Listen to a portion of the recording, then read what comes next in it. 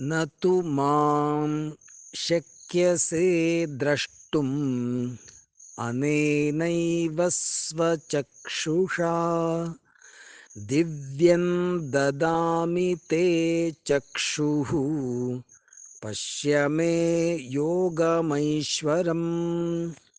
न तु मां शक्यसे द्रष्टुम्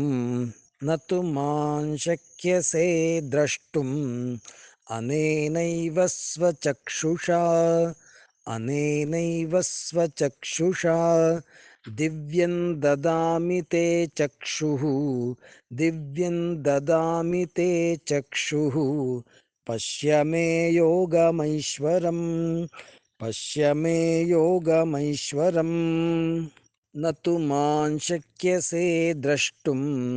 अनेनैव स्वचक्षुषा दिव्यं ददामि ते चक्षुः पश्य मे योगमैश्वरम्